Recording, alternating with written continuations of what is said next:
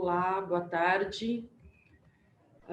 Bom, agora convidamos o senhor Cláudio Azevedo, CEO da Device Compliance Solution, nosso patrocinador, para uma apresentação. Bem-vindo, Cláudio. Boa tarde a todos. Bom, estou feliz aqui por dois motivos. O primeiro é não ter que falar de PLD depois de uma mesa com Lial, Romantini, Joaquim e Bernardo, né? Seria um desafio muito grande falar disso. O segundo estou feliz também pelo convite da Abracan. Já somos aí parceiros há bastante tempo da Abracan. É uma satisfação. Desde 2012 nós trabalhamos aí em conjunto.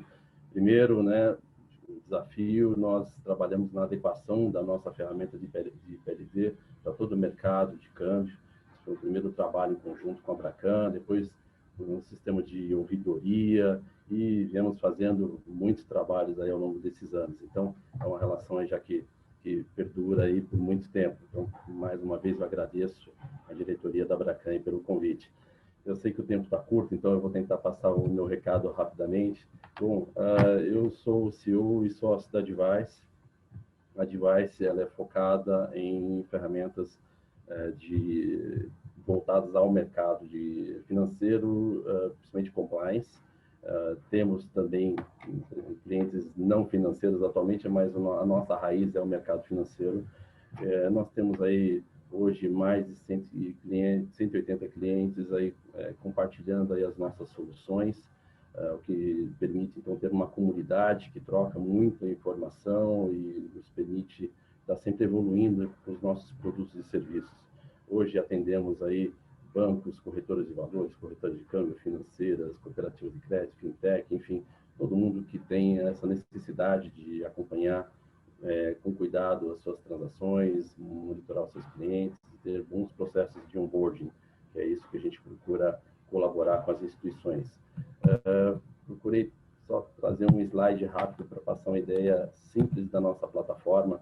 Então, o kernel, o ponto central da nossa plataforma são justamente os nossos sistemas de onboarding e de monitoramento, cujo eGuardian é o mais conhecido, né? Nós fazemos outros monitoramentos, mas o eGuardian é o nosso carro-chefe, uma ferramenta que já está aí há 14 anos no mercado, passou por gerações de atualizações. Estamos agora, hoje, entregando uma nova atualização em função da 3978, da 4001, e continuaremos adequando, né, como foi colocado por alguém no painel anterior, né, esse não é um processo que se encerra e ok, não, é um processo de melhoria contínua. Então, a gente trabalha para melhorar continuamente os nossos produtos e serviços. Temos aí o Know-in-One, que é a nossa ferramenta de onboarding. Temos a parte de canais de relacionamento, goods, que é o gestão de ouvidoria, o canal de denúncia. Temos também serviços de background check, de pesquisas reputacionais, que é o RISC, permite exatamente apoiar o processo de onboarding com identificações de informações sensíveis, pesquisas de processos, pesquisas de listas, pesquisas de certidões, enfim. Então, tudo isso a gente oferece dentro do RISC. E temos um barramento de serviços de alta performance, onde lá a gente entrega pesquisa de mídia diversa, já uma mídia tratada, né? Em vez de você pesquisar no Google, você pode pesquisar numa base nossa que já é pré-analisada. Temos também uma base de PEP e relacionados, com mais de 800 mil nomes. Já temos há muito tempo também as listas de sanções, né, a pesquisa da Receita Federal, enfim, tem um barramento de serviços que a gente entrega também para os nossos clientes, para ajudar aí a prover todo o seu arcabouço, né, sistêmico de controle e de monitoramento. Então, recentemente, como eu falei, entregamos aí a versão 8.0 do eGuardian. Hoje o foco é falar de PLD. Então, falando especificamente do nosso produto eGuardian, entregamos recentemente uma série de adequações a 3978. Os nossos clientes já receberam um comunicado. Nos próximos dias serão chamados aí para uma apresentação das novidades da ferramenta. Mas antecipando, nós entregamos uma série de novas regras, novos cenários de monitoramento, implementamos todo o controle de SLA que esses novos normativos trazem, também fizemos um ajuste estrutural em toda a parte de monitoramento, de configuração de regras, de modo a permitir que, como o Romantini comentou na palestra anterior, você dê tratamento diferente para quem tem risco diferente. Então, as regras e cenários poderão ser configurados de forma diferente para cada nível de risco de cliente. Isso parece uma medida simples, mas vai demandar um trabalho de análise muito grande aí por parte dos compliance das instituições. E, por fim, também pensando em efetividade, nós fizemos alguns trabalhos no eGuardian para reduzir a quantidade de apontamentos de alertas, transformamos os alertas em pontos de atenção, e isso visando aí trazer produtividade e efetividade para o processo. Então, eu os convido a visitar o nosso site, lá fala um pouquinho mais dos nossos produtos e serviços. Nós ficamos sempre à disposição para conversas, enfim, e eu, mais uma vez, agradeço a Abracan pelo convite e espero o ano que vem novamente estar junto aí com vocês. Então, é só o recadinho que eu queria passar. Uma boa tarde a todos e um bom restante de palestra aí para todos. Obrigado. Estou devolvendo aqui para a Loredana, para a Amanda. Muito obrigado. Obrigada, Cláudio. Bom, agora nós vamos ao terceiro painel desta tarde, que vai abordar os aspectos conjuntos Banco Central do Brasil e Abracan, uma visão em parceria com a participação do senhor Maurício Moura, diretor de Relacionamento, Cidadania e Supervisão de Conduta do Banco Central do Brasil, entrevistado pela senhora Heloísa Canassa, assessora de imprensa da Abracan.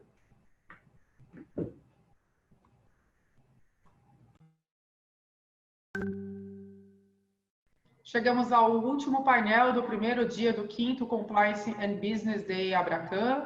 Para este painel, a Abracan convidou o diretor de Relacionamento, Cidadania e Supervisão de Conduta do Banco Central, Maurício Moura, e o diretor vai falar de aspectos conjuntos entre o Banco Central e a Abracan, uma visão em parceria. Diretor, muito obrigada pela sua participação nesse evento, ela é essencial. Gostaria que o senhor abra a palavra para o senhor fazer uma apresentação para a gente. Luísa, eu é que agradeço o convite, é uma honra para mim estar aqui representando o Banco Central nesse 5º Compliance and Business Day da Abracan. Acho que já é um evento que está consolidado no mercado, um evento que sempre traz muito valor, especialmente para os associados da Abracan. O Banco Central sempre participa desse evento com muita satisfação e hoje é minha a satisfação de estar aqui com você. Então, agradeço o convite, aproveito para cumprimentar o público. Informo que essa apresentação, como você sabe, está sendo gravada por culpa minha, não da Abracan, ou seja, eu tive um imprevisto de agenda que não me permitiu estar presencialmente aí ou em tempo real na apresentação de quarta-feira, então nós estamos gravando isso na terça. Mas eu quero deixar muito claro, além de pedir desculpas para o seu público, para os participantes do Compliance Business Day, de que nós continuamos à disposição e para responder dúvidas que posteriormente surjam, então a gente se compromete a receber as dúvidas do seu público aí e responder, não só eu, como toda a equipe do Banco Central. Então, podem encaminhar as perguntas, não serão respondidas em tempo real, mas serão depois encaminhadas aqui. Acho que eu trouxe uma apresentação para falar um pouco de PLD, que é uma coisa muito importante sempre, mas agora especialmente ainda mais importante por conta da proximidade cada vez maior da visita da 4ª rodada de avaliações do GAFI, de avaliação do GAFI, que vai avaliar o Brasil aí no biênio 2021 e 2022. Tá? Então, ou seja, além da importância normal de PLD e FD, ou seja, prevenção da lavagem de dinheiro e ao financiamento ao terrorismo, para a própria segurança do país, ou seja, nós estamos falando em última instância de combate ao crime organizado, mas nós também temos que nos alinhar a padrões internacionais para estar cada vez mais próximos das economias avançadas, atrair investimento e mitigar riscos para o Brasil como um todo.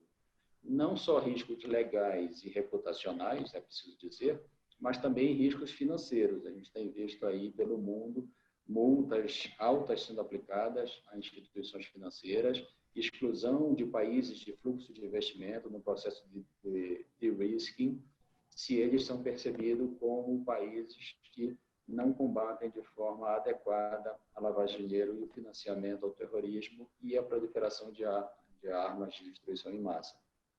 Então, os riscos de não nos movermos no sentido de ter um bom arcabouço de PLD extrapolam em muito os investimentos que os brasileiros têm no exterior e vice-versa, mas eles acabam atingindo o próprio tecido econômico nacional no mundo globalizado como esse que nós vivemos. Então, é urgente, é premente a necessidade de cada vez mais reguladores e regulados, aí Banco Central, Abracan e seus associados, avançarem par e passo ao avanço que também há na criminalidade. A criminalidade que busca essa lavagem de dinheiro a despeito de qualquer que seja o crime antecedente da lavagem de dinheiro. Então, nós temos um amplo acúmulo de conhecimento nacional sobre o tema, temos ENCLA, COAF, Polícia Federal, Ministério Público Federal, Banco Central, Abracan, as instituições de câmbio, então precisamos continuar caminhando juntos. Eu vou compartilhar aqui a minha tela, se você me permitir, para que a gente possa entrar na apresentação. Então, se você estiver vendo, eu posso seguir daqui, Então, como eu falei, passando rapidamente pela apresentação, eu gostaria de passar pela nova regulamentação. E por que uma nova regulamentação? Pelo que eu disse, a criminalidade caminha, os padrões internacionais caminham, a exigência dos órgãos, melhor dizendo, do GAFI e daqueles órgãos que emitem normas internacionais de PLD também avançam, a gente precisa avançar. Então, falar muito rapidamente depois dos principais pontos da Circular 3978, a Circular de PLD, e da Carta Circular 4001, que trouxe aí um complemento à Circular, e aí entrar um pouquinho no segmento de câmbio, e aí finalizar para a gente poder abrir para alguma pergunta. Tá? A nova regulamentação de PLD, a 3978, principalmente, ela está baseada em duas grandes motivações, ou seja, aproximar cada vez mais o tratamento de PLD de uma abordagem baseada em riscos, de forma que os controles sejam proporcionais aos níveis de risco implementados. Então, a regulação traz novidades, como avaliação interna de risco, classificação dos clientes, que eu vou falar um pouquinho mais depois, mas também tem um segundo grande pilar, que é dar maior efetividade aos procedimentos. A avaliação do GAFI, cada vez mais nos países, ela está se baseando não só nas normas que foram colocadas, mas na eficiência e na efetividade dessas normas e dos procedimentos, não só de supervisão, do supervisor, do regulador, mas também do procedimento dos regulados, para que, de fato, essas normas sejam efetivas. Então, a nova regulamentação de PLD traz uma avaliação melhor de efetividade e que deve estar consubstanciado num plano de ação para solucionar as deficiências que forem identificadas não só pelo regulador, mas pela própria instituição financeira ou outra, ou de câmbio. Tá? Então, é a mudança do modelo que vem na 3978, ou seja, saímos do modelo baseado em regras e procedimentos, ou seja, acabamos de vez com o checklist. Não existe mais checklist para dizer, ó, se eu cumprir essa exigência, eu estou em compliant com a norma, porque o checklist vai ser feito para cada instituição dentro da própria instituição. Então, incorpora as recomendações do GAFI. E na Carta Circular, quando ela traz as novas tipologias, ela avança em tipologias que estão mais ligadas a operações mais modernas, inclusive operações ligadas a transações eletrônicas. Nós tivemos consulta pública, melhor dizendo, para a Circular, e tivemos uma ampla interlocução com o mercado para a construção das tipologias da Carta Circular 4001, inclusive a Abracan teve uma participação destacada aí nesse processo de construção da norma. Indo para os pontos principais, os principais elementos, e aí eu quero destacar, enquanto eu estiver falando, 3 que eu acho que são os maiores desafios, na minha visão, para o cumprimento integral da norma pelos regulados. O primeiro elemento é a própria avaliação interna de risco, e, coincidentemente, também eu considero como um dos grandes desafios trazidos pela nova regulação. Ou seja, cada instituição tem que conhecer os seus clientes, as suas operações, transações, mas também os seus funcionários, seus parceiros e prestadores de serviço, e a partir desse conhecimento, ela compor a sua avaliação interna de risco. Ou seja, não existirão duas avaliações internas de risco iguais entre instituições do mercado. Cada uma vai ter a sua própria avaliação de risco, o que vai permitir ao Banco Central avaliar cada instituição, não só os riscos que elas apontaram, mas o próprio processo de avaliação interna de risco. Isso é uma grande novidade e eu considero um dos 3 grandes desafios trazidos pela norma para os entes regulados pelo Banco Central. O segundo elemento, como eu falei, que é o segundo pilar, é a avaliação da efetividade, ou seja, a própria instituição vai precisar periodicamente avaliar a efetividade de todo o seu arcabouço de prevenção à lavagem de dinheiro e financiamento do terrorismo. E aí estão incluídas as políticas, os procedimentos e os controles. Tá? Então, isso está em linha novamente com o GAFI, e isso tem que estar documentado. Documentado, inclusive, com trilhas auditáveis, para que o Banco Central possa verificar todo o processo, seja de avaliação interna de riscos, seja de avaliação de efetividade das instituições reguladas. O terceiro elemento, e aí eu considero o segundo grande desafio para as instituições reguladas, é um procedimento muito mais aprimorado de conhecer seu cliente. Então, não é conhecer seu cliente apenas identificar a sua renda ou a sua estrutura, os produtos que ele faz, que ele transaciona com a instituição. Na verdade, os clientes precisam ser identificados, mas também qualificados dentro de uma classificação de categorias de risco que não é padrão, que não está trazida na norma. As categorias de risco vão ser desenvolvidas justamente no processo interno de avaliação de risco, da avaliação interna de risco da instituição. Então, cada instituição vai ter uma classificação em categoria de risco, é como se fossem gavetas no armário. Cada um vai ter um armário com uma quantidade e um posicionamento de gavetas diferenciado e vai precisar colocar cada cliente com quem se relaciona em uma das gavetas. Então, este processo, até pela falta do checklist, pela falta de uma norma que seja mais clara, porque a norma é mais principiológica, eu considero o segundo grande elemento, o segundo grande desafio para a implementação da nova regulamentação. Só que não basta isso.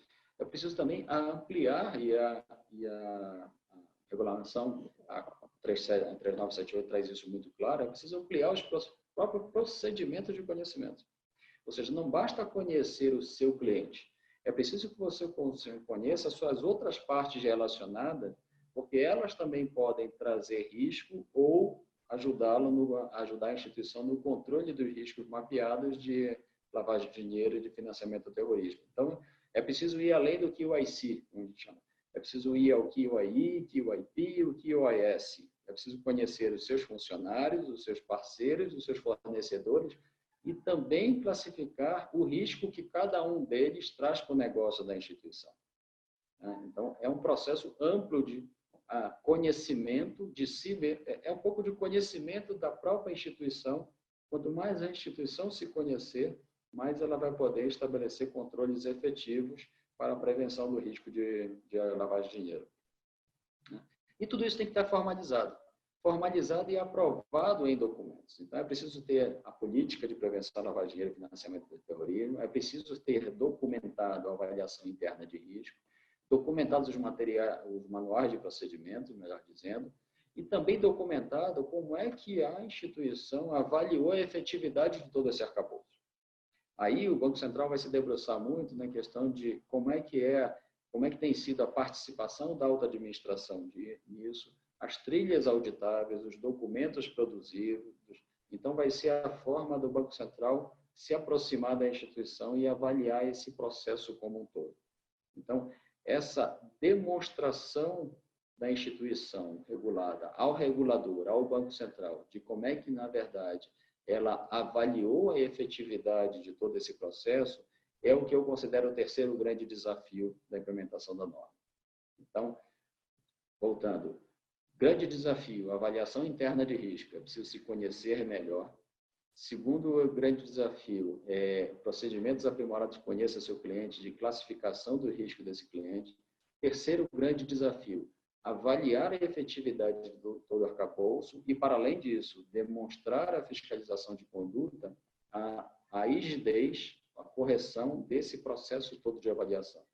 Você vê, a norma ela é uma norma, até certo ponto, complexa de ser implementada, porque ela exige da instituição um investimento, de fato, não somente financeiro ou tecnológico, mas um investimento até de atenção da alta administração da instituição e de envolvimento da alta administração da instituição em todo esse processo. Senão a norma não vai ser considerada plenamente implementada. E o Banco Central vai ser muito rígido, né, nessa avaliação, não só porque nós temos, por princípio, ser rígido num risco tão completo, tão gravoso quanto é o risco de lavagem de dinheiro e de financiamento do terrorismo, mas porque a própria avaliação do GAFI ela vai ser muito rigorosa. A avaliação do GAFI vai se debruçar sobre os procedimentos também das entidades reguladas pelo Banco Central e não só no Banco Central como regulador. Claro, e todos os demais reguladores que também serão envolvidos nisso. Então, digamos assim, as avaliações serão muito complexas, serão muito profundas e serão muito, digamos assim, eu acho que profundas e complexas diz bem como é que serão essas avaliações. Então, passando rapidamente pela 4001, aí a carta circular que traz as tipologias, também houve, como falei, esse processo de revisão, uma participação muito importante da Abracan, e nós realmente ouvimos o mercado. Nós não fizemos de conta que ouvimos o mercado. E tanto assim que prova que das 57 sugestões recebidas, nós acatamos 40 dessas sugestões para o aprimoramento da norma. Então, realmente foi um processo de construção coletiva entre o regulador e os regulados. Então, eu não vou passar por todas as principais alterações, tem esse slide e o próximo, mas eu acho que até para efeito de não tomar muito o nosso tempo e a gente poder avançar aqui para as perguntas, deixar aqui para ser compartilhado depois, mas aí você vê a tipologia, identificação e qualificação melhor dos clientes. Tem uma tipologia que foi aprimorada também, que é muito, muito atual para esse ano, principalmente, que é uma tipologia relacionada ao calendário eleitoral.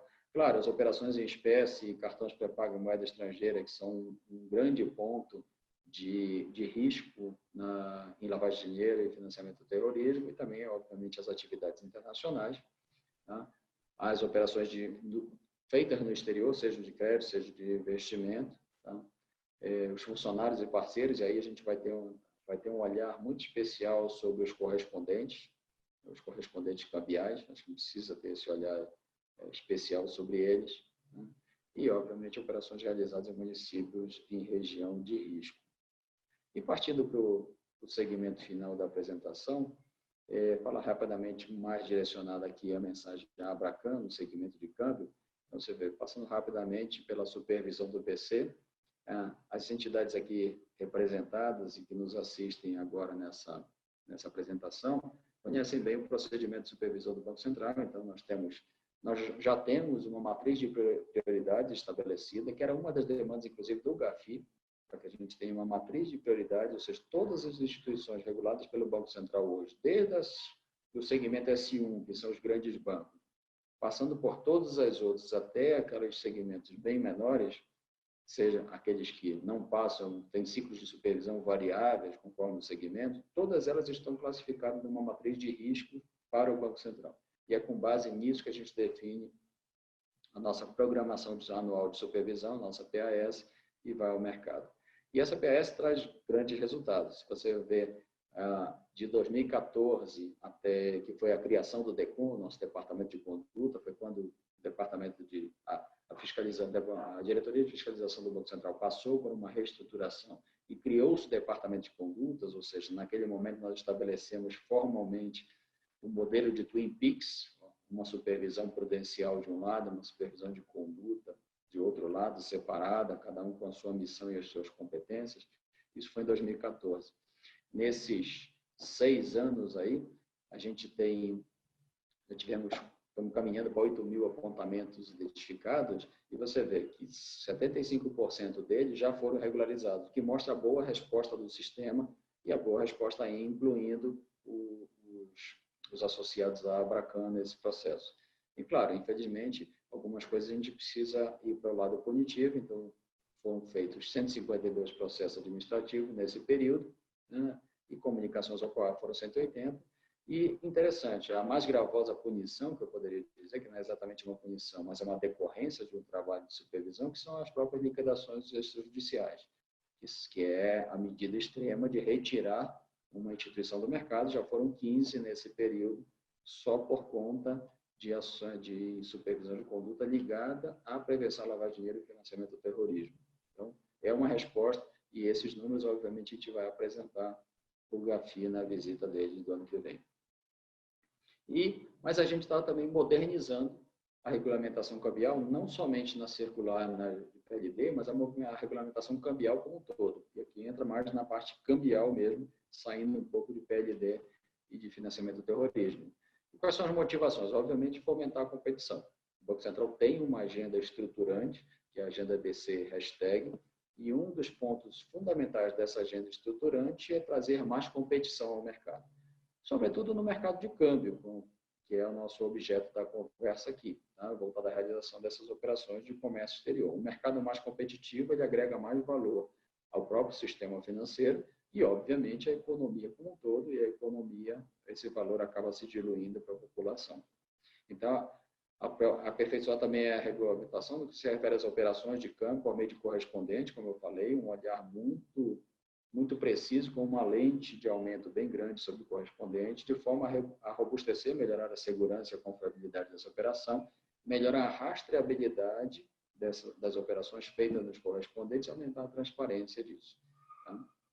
E, obviamente, acompanhar para e passo as inovações tecnológicas, inclusive o aumento impressionante da quantidade de operações eletrônicas que a gente presenciou nos últimos anos e que eu costumo dizer que não representa nada perto da evolução que a gente vai ver nos próximos anos. Essa curva de inovações tecnológicas e de uso de tecnologia é uma curva que cresce exponencialmente. Inclusive, foi ainda mais motivada ou mais acelerada nesse ano por conta, infelizmente, da pandemia da Covid-19 que a gente viveu. Quando a gente teve esse isolamento social, as inovações tecnológicas ou o crescimento de operações eletrônicas que se esperava para os próximos anos aconteceu em meses. Então, esse é um processo inexorável. As pessoas estão cada vez mais se acostumando a usar tecnologia e esse eu avalio como um caminho sem volta. Ora, era isso que eu queria trazer como apresentação. Vou tirar daqui para a gente voltar para o vídeo. Tá? Então, a mensagem principal é a regulamentação está avançando não só em sentido de PLD e FT, está avançando nesse sentido especificamente, não somente motivado por isso, mas com um foco muito grande na avaliação que virá do GAFI, que é uma avaliação que impacta o Brasil como um todo, mas ela está avançando em câmbio como um todo. Eu trouxe aqui só algumas pinceladas sobre as motivações das alterações, mas a gente tem também PLs no Congresso para mudar ou para avançar a regulamentação cambial como um todo do país. Então, não só focado em questões de operações de câmbio. Mas era isso que eu queria trazer como uma introdução para a gente começar o bate-papo. Fica à vontade, fico à disposição para responder qualquer pergunta que você tenha. Obrigado. Obrigada, diretor. Eu não sei nem por onde começar esse bate-papo, na verdade. Tem tanta coisa importante acontecendo no setor financeiro, como um todo, no Brasil e no mundo, e no mercado cambial, como o senhor mostrou, tem muita coisa nova, né? Eu vou começar falando dessa missão do GAFI que chega ao Brasil, como o senhor disse. Ela é um processo que é capitaneado pelo COAF, na verdade, mas o Banco Central tem um papel importante nele. E eu queria que o senhor falasse um pouco mais, discorresse um pouco mais sobre esse papel do Banco Central e o que o senhor espera do mercado cambial nessa avaliação que chega desse órgão. Bom, ótima pergunta. Como você sabe, o Banco Central ele integra, por preceito da Lei 9.613, lá de 98, o Banco Central integra o Sistema Nacional de Prevenção à Lavagem de Dinheiro e de Financiamento ao Terrorismo. E a gente atua de forma alinhada com o COAF, que o COAF, digamos assim, é o coordenador desse processo como um todo, o COAF, que foi criada pela própria lei 9.613. Então, o COAF é o maestro e todos os outros atores atuam em conjunto com o COAF. Então, o BC tem um papel de regulador de um sistema específico. Então, pelo próprio preceito da lei, qual é o nosso papel nosso papel nessa peça, né? É regular, supervisionar e aplicar as sanções, se for o caso, nas instituições autorizadas a funcionar por nós do Banco Central e, conforme está na lei, comunicar aos órgãos competentes, aí no caso o próprio COAF, ou o Ministério Público, ou outros órgãos de persecução, seja ele penal ou criminal, quando nós identificamos algum indício da prática de lavagem de dinheiro e de financiamento do terrorismo. Claro que entre todos os reguladores, o Banco Central tem um papel muito importante, porque assim, a grande parte das transações ou da exposição do país a transações de lavagem de dinheiro se dá no sistema financeiro, que é o sistema regulado pelo Banco Central. Então, aqui não é diminuindo nenhum dos meus colegas reguladores de outros órgãos, mas é só uma questão da quantidade de risco que existe no sistema que é regulado, ou da potencial, melhor dizendo, quantidade de risco que pode existir no sistema que é regulado pelo Banco Central. Tá? Então, sempre que o GAFI vem aqui, ele conversa muito conosco e ele conversa não só com os reguladores, ele conversa com os regulados. Então, a equipe de avaliação do GAFI vai conversar com os bancos e vai conversar também com as instituições de câmbio que são associadas à Abracan. Então, você me pergunta, o que a gente espera das instituições associadas à Abracan? Eu espero dessas instituições o mesmo que eu espero de qualquer outra instituição regulada pelo Banco Central.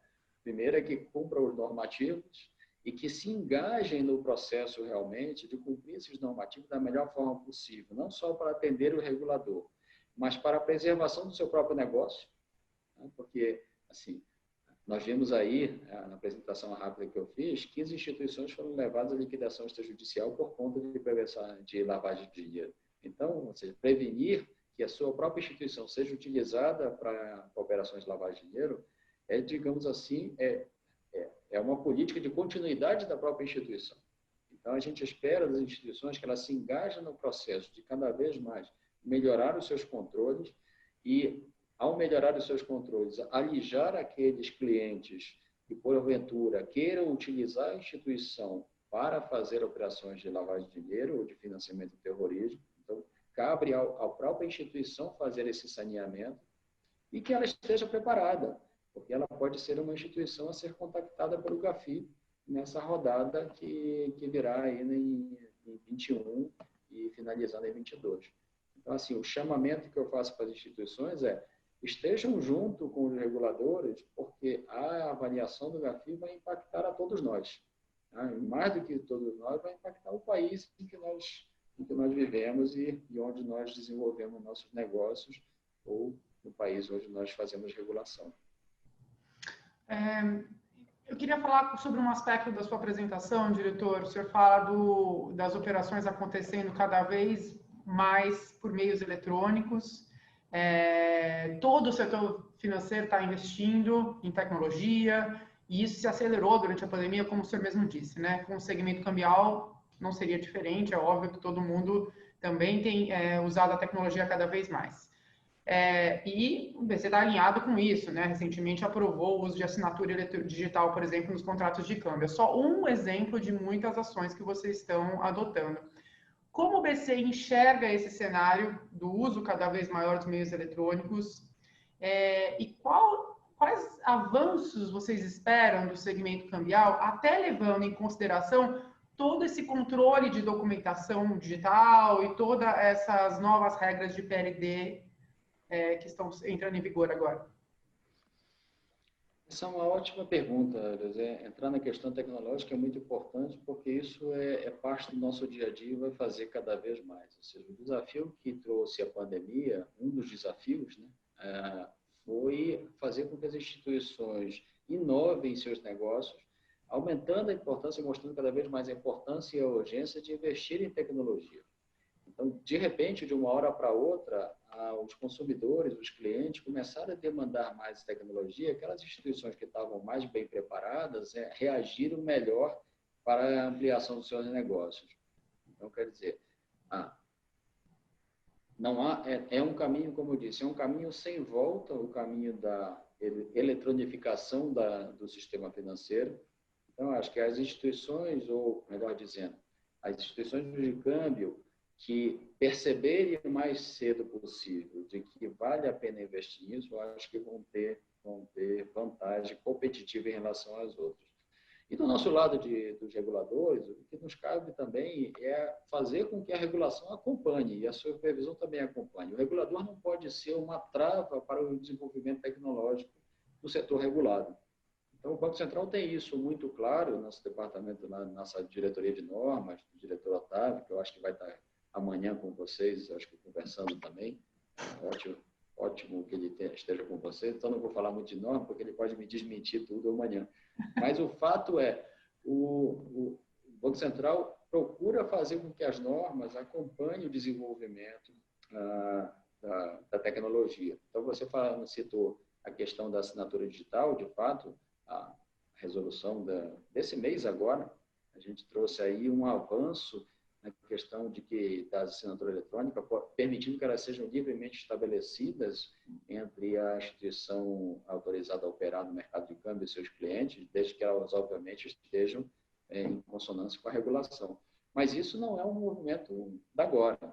Se a gente for lembrar, lá em 2004, a gente já passou a permitir que as assinaturas digitais certificadas no âmbito do ICP Brasil, da Infraestrutura de Chaves Pública Brasileira, já pudessem ser utilizadas para contar contratos de câmbio gerados em meio eletrônico. Em 2017, a gente avançou nisso, aceitando outros meios de comprovação de autoria e de legalidade de documentos, inclusive aqueles certificados não emitidos pela ICP Brasil. Então, a gente está nesse... É um processo. Regulação não acontece de uma hora para outra, supervisão não muda de uma hora para outra. É um processo evolutivo, mas isso é só para deixar claro o quanto o regulador está atento a esse processo e tentando não ser um entrave, pelo contrário, tentando fomentar o desenvolvimento tecnológico. Como até falei rapidamente, ou seja, nós apresentamos ano passado um projeto de lei de modernização cambial, que hoje está em análise lá na Câmara, que é parte daquela agenda estruturante BC Hashtag que eu mencionei, que vai permitir modelos de negócio ainda mais inovadores possam ser implementados com segurança jurídica. E aí, novamente, aumentando a competição e proporcionando a oferta de serviços cada vez mais eficientes no mercado de câmbio. E abrindo espaço, inclusive, para o Banco Central autorizar outros tipos de instituições a efetuar essas operações. Então, a gente não está num ponto ótimo de desenvolvimento tecnológico. A gente continua desenvolvendo a norma e o mercado vai desenvolver junto. Eu diria mesmo que a gente nunca vai chegar num ponto ótimo, porque a tecnologia não para de evoluir. Então, na verdade, a gente tem que correr para não ficar para trás. É isso que a gente está fazendo como regulador e é isso que a gente espera que o mercado faça como regulador. E ainda nessa linha, diretor, as transações eletrônicas, elas abrem um mundo, né, que já existia, mas um mundo ainda maior de crimes, de lavagem de dinheiro e de evasão de divisas. Tem uma possibilidade grande disso acontecer, né? Eu queria abrir espaço para o senhor falar quais são os maiores temores que o senhor tem em relação a esse avanço tecnológico, porque exige que as instituições estejam muito preparadas para essas operações e para essas tipologias, né?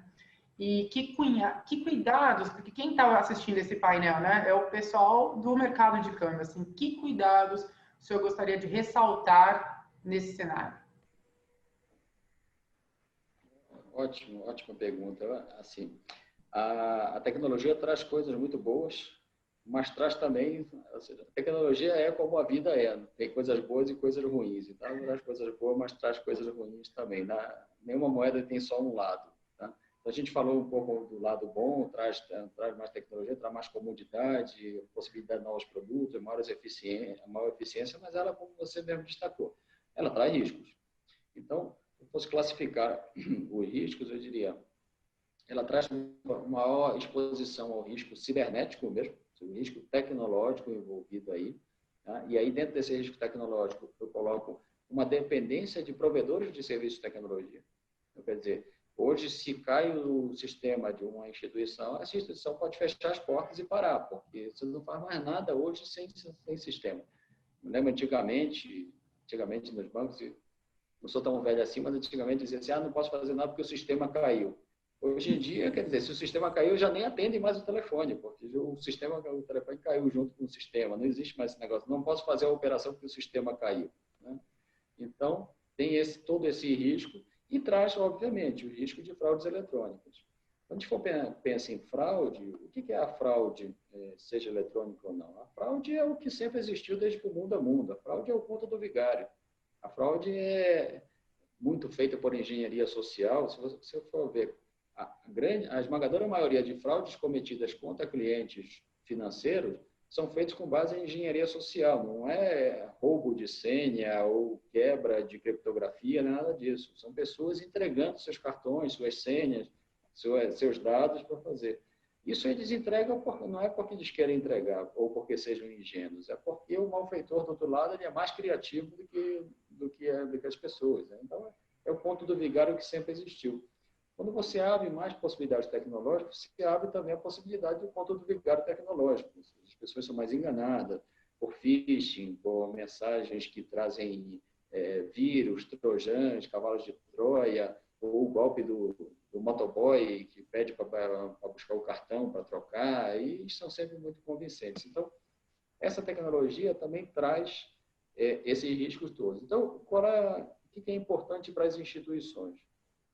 É importante que elas continuem desenvolvam cada vez mais capacidades para permitir, por um lado, uma operação resiliente, ou seja, uma operação que tenha backups para o parque tecnológico que ela utiliza, e aí backups tanto no sentido de proteção de invasão, mas também em caso de invasão de recuperação, ou seja, ter uma instituição resiliente, e, por outro lado, investir em bloqueios bloqueios de fraudes e também muita informação ao cliente. Ou seja, a educação financeira vem aqui para ajudar no sentido de que o cliente, quanto mais educado financeiramente, eu não estou falando só de tomar crédito, ou fazer poupança, ou conhecer seu orçamento, falando educado no sentido de como é que funciona a finança. Para ele saber que, por exemplo, um banco nunca vai mandar um motoboy na casa dele pegar um cartão, alguma coisa nesse sentido. Então, as instituições podem caminhar nisso de forma muito, ou devem caminhar essa expectativa do regulador. Tá? E, por fim, assim, só para finalizar, outro ponto que também traz um novo risco para as instituições financeiras, e esse risco também, de certa forma, ligado à tecnologia, são as determinações ou que trouxe a Lei Geral de Proteção de Dados. Hoje você tem uma Lei Geral de Proteção de Dados que tornou muito mais gravoso o uso indevido dos dados dos clientes bancários ou dos clientes das instituições de câmbio. Então, as instituições também devem se preparar para estar em compliance com a nova Lei Geral de Proteção de Dados, que já está em vigor, para que também não sejam penalizadas por esse lado. Então, tecnologia traz um admirável mundo novo de negócios, mas também traz riscos que precisam ser muito bem endereçados. Não tenho dúvidas disso, diretor.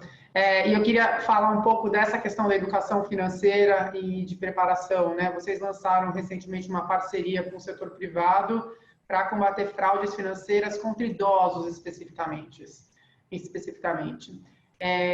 E aí, voltando ao tema do painel, qual que é a importância, na sua visão e na visão do Banco Central, desse engajamento do setor privado nesse tipo de ação junto com a autoridade pública? É bom você tocar nesse assunto, porque assim, a gente tem plena consciência no Banco Central e em todos os outros parceiros do Fórum Brasileiro de Educação Financeira de que nós não somos detentores do monopólio de educação financeira, nem queremos ser. Acho que a educação financeira a gente aliás, como todo o processo educacional, ele só se dá com o envolvimento de muitos atores. Por exemplo, você tem o MEC, que faz toda a questão da estrutura da educação no país, mas quem implementa isso na ponta são milhares de escolas e milhões de professores espalhados pelo Brasil inteiro. Então, a educação financeira é a mesma coisa. Você imagina se eu fosse pensar em fazer educação financeira utilizando só os servidores e os recursos do Banco Central, que está presente em 10 capitais do país. Isso a gente conseguiria atingir a população talvez no ano de 3.500. A gente não chegaria no Brasil inteiro. Então, não tem como a gente fazer isso sem fazer em parcerias. E a nossa parceria com o sistema financeiro como um todo, ela é muito importante porque o sistema financeiro tem 3 coisas que a gente no Banco Central se ressente de não ter, exatamente, para promover a educação financeira. Conhecimento a gente se ressente de não ter o quê? Não ter contato frequente com o cliente. Ou seja, o Banco Central, raramente o cliente bancário ou o cidadão brasileiro entra em contato com o Banco Central, enquanto que ele entra em contato, às vezes, diariamente com a instituição na qual ele mantém a sua conta corrente ou naquela onde ele faz operações de câmbio com regularidade. A gente não tem capilaridade. A gente está, como eu falei, em 10 cidades do Brasil, enquanto o sistema financeiro está em virtualmente todos os 5.570 municípios do Brasil. E a gente tem recursos limitados, até porque somos órgão público, não é segredo para ninguém que o Estado tem um problema fiscal a resolver. Tá? Então, o sistema financeiro também pode entrar com recurso em um volume que não seria possível ter. Então, essas parcerias que nós estamos fazendo, e a gente tem muitas parcerias em andamento, são no sentido de promover a educação financeira para o bem não só do cidadão, ou do brasileiro como cidadão, mas do brasileiro como cliente bancário, como cliente de operações de câmbio. Porque quanto mais bem educado ele for, mais ele vai consumir produtos com responsabilidade, mais rentabilidade ele vai dar para o setor. Então, na verdade, é uma relação de ganha-ganha.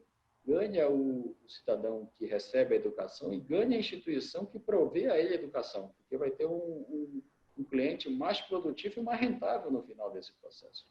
Então, é nessas parcerias que nós estamos indo, e claro, e aí tem toda uma parte de regulação e de supervisão, que aí estabelece parâmetros, que não são exatamente educação financeira, mas do tratamento que as instituições devem dar, e aí a gente, aos seus clientes, e a gente entra nas normas de suitability, oferecer o produto certo, para o cliente certo, um cliente que consiga compreender o produto, e daquelas normas relacionadas, daquelas ações relacionadas ao tratamento de públicos vulneráveis, ou seja, tratar de forma diferente públicos que têm baixa educação financeira, ou baixa renda, ou uma idade elevada, ou seja, tem dificuldades cognitivas de compreender o processo. Então, a gente tem uma supervisão de conduta feita pelo DECOM, que está fazendo um trabalho muito bom, horizontal em todo o sistema, se debruçando sobre normas de sustentabilidade e sobre normas de tratamento de públicos vulneráveis. E aí, olha, você falou públicos vulneráveis numa hora ótima, que era uma próxima pergunta que eu tinha para fazer. O segmento cambial lida com imigrantes que às vezes não entendem a língua, que têm uma condição de vida muito precária e cujos familiares fora, em outros países, dependem dessa renda que eles obtêm aqui no Brasil para a sobrevivência. E muita gente do Brasil depende de uma renda que vem de fora. Também pessoas sem instrução, pessoas com conhecimento limitado de finanças, né? Nessa linha, o que o BC espera, diretor, do segmento cambial nessa educação financeira, especificamente do segmento cambial, né? Quais são as abordagens prioritárias que as instituições de câmbio devem adotar com vistas à educação financeira e o desenvolvimento do mercado como um todo? É bom você tocar nesse ponto, porque, de fato, o imigrante, ele é um público vulnerável porque ele chega num país, às vezes, sem entender a língua, e sem entender os costumes, e sem entender como é que funciona o sistema financeiro. Então, na medida que ele vai tomando contato com o sistema, ele é um público super vulnerável a uma proposta ruim de negócio ou a ser utilizado por uma instituição financeira ou de câmbio que não esteja, digamos assim, totalmente alinhada com a regulamentação que existe. Então, o que a gente espera das instituições é que, se você se dispõe, a instituição não é obrigada a atender nenhum público, mas na medida em que ela se dispõe ou se propõe a atender algum público, então ela deve estar plenamente preparada para atender esse público. Então, se uma instituição de câmbio se dispõe ou estabelece como um dos seus públicos-alvos atender imigrantes, ela deve estar preparada para atender esse imigrante. Então, é um público vulnerável e deve ser tratado diferentemente, na medida da sua vulnerabilidade. Então, o que a gente espera é que as normas de suitability, de adequação de produtos e serviços, e os princípios que a gente divulgou, a gente emitiu um comunicado, 34201, no ano passado, que expõe os princípios de educação financeira e a expectativa que a gente tem em relação ao que as instituições financeiras devem fazer em termos de educação financeira para os seus clientes. E uma das coisas que a gente coloca muito claramente é que a gente espera que as instituições assumam uma crescente responsabilidade pela promoção de ações efetivas de educação financeira. Então, ações efetivas aí para esse público é realmente ajudá-los a se aculturar no sistema financeiro brasileiro. Então, a gente espera que essas instituições de câmbio tenham um tratamento diferenciado em relação a ele. Inclusive, como, por exemplo, só para citar um exemplo, o Banco Central fez com alguns parceiros cartilhas para imigrantes.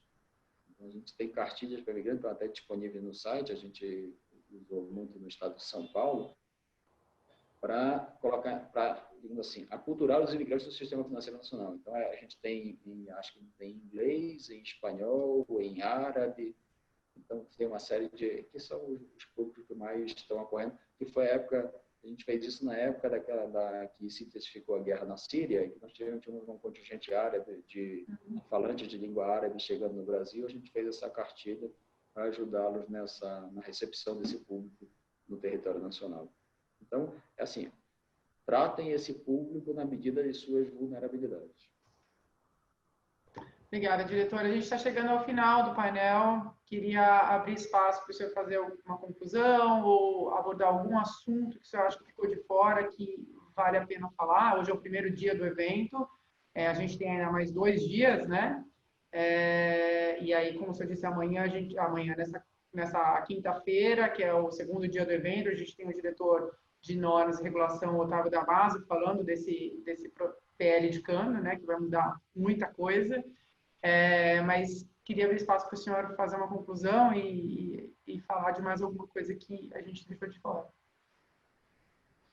Obrigado, Luísa. Na verdade, acho que a gente já tratou bastante pontos aqui. Eu acho que quero novamente agradecer o convite, torcendo para ser convidado para o 6º Compliance Day, quem já sabe, está convidado no próximo ano, mas agradecer a disponibilidade sua, inclusive a sua disponibilidade de gravar essa entrevista, pedindo novamente desculpas aos participantes do evento por não estar presente em tempo real na quarta-feira, como tinha sido combinado. Realmente é uma coisa que me deixa muito chateado, não cumprir o compromisso que eu tinha acertado anteriormente, mas peço desculpas, me coloco à disposição para responder as perguntas novamente que chegarem. E desejo a todos um grande evento. Tá? E a última mensagem, eu acho que eu já repeti isso várias vezes, se engajem no processo, de fato, de prevenção à lavagem de dinheiro e de financiamento do terrorismo e de melhor atendimento ao cliente que você decide abordar. Eu acho que os 2 grandes pilares que a gente está trabalhando na supervisão de conduta, já de anos para cá, são o pilar de PLD e FT e o pilar de tratamento de clientes. Então, talvez seja o meu viés de supervisor de conduta, mas, assim, deem bastante atenção a isso e estejam próximos do regulador. A supervisão de conduta não está aqui só para, digamos assim, criticar e punir. Muito pelo contrário. Eu acho que as interações que são feitas entre os regulados e o regulador no âmbito do processo de supervisão de conduta também são muito proveitosas para o regulador de continuar evoluindo sempre como supervisor e para o regulado de aproveitar a experiência do supervisor no setor como um todo para também fazer avançar a sua própria gestão de risco e os seus controles internos. Então, aproveite e tenha um bom relacionamento com a supervisão de conduta, porque juntos nós podemos caminhar melhor. E, novamente, desejo a todos um grande evento. Agradeço muito pelo convite. Um grande abraço. Obrigada, diretor de Relacionamento, Cidadania e Supervisão de Conduta do Banco Central, Maurício Moura. Eu lembro que nesse segundo dia de evento do 5º Compliance Day, a gente tem o lançamento do selo Abracan de conformidade, que também é um passo nesse processo de melhora dos controles do segmento de câmbio, é importante para todo o segmento, e a gente vai abordar isso extensamente nesse segundo dia, na quinta-feira. Obrigada, diretor. E o senhor já está convidado para o 6º Compliance Day. Obrigado, está.